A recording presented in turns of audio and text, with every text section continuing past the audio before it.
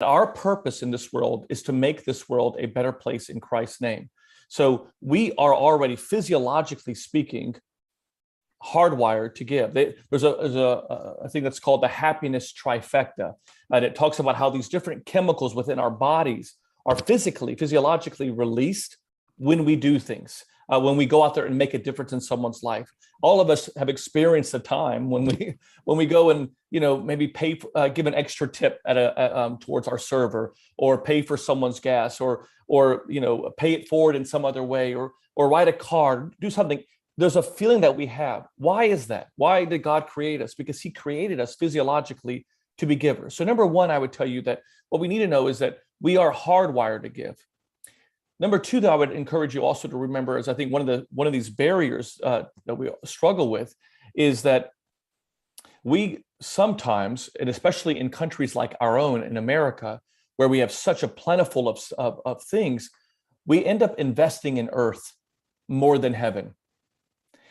Throughout the Bible, friends, Christ does not refer to earth as the real world.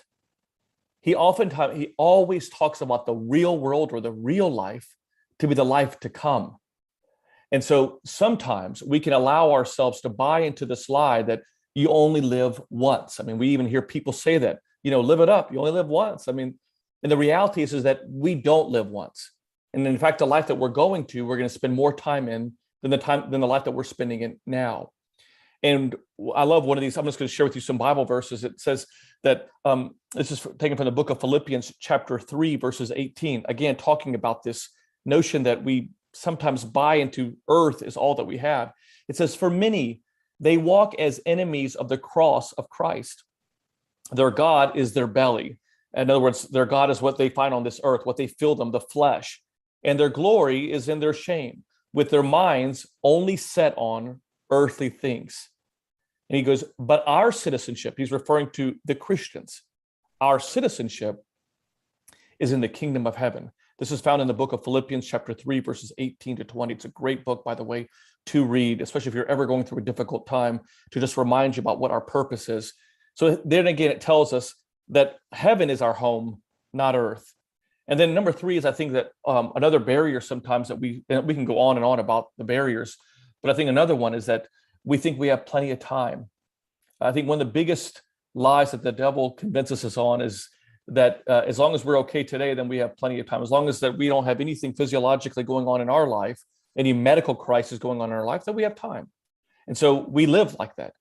But St. Paul writes to the people of Ephesus, and this is another Bible verse I would encourage all of you to write down. It says this, and in the Greek language, it's actually very adamant about it. He says, "Be very, very careful how you live, not as unwise, but as wise, making the most of every opportunity, because the days are evil." Sometimes we don't realize, I think this is a big spiritual warfare, spiritual battle that we're in, is that we don't realize that this is a spiritual battle, because the Bible Jesus talks about the devil as being a deceiver. Well, he's also in that same way referring to the devil as a distractor. So he oftentimes will distract us and put all of our attention on one thing as opposed to what God says. And it's so easy when we're living, and don't get me wrong, there's obviously great for all of us to be goal oriented, to reach for the stars, to have, ambitions. That's great. But we can't forget that wherever we are, that God has a purpose for us. I like to say it like this: your ministry vocation is your location. In other words, wherever you are at, it is to be, your ministry should be there.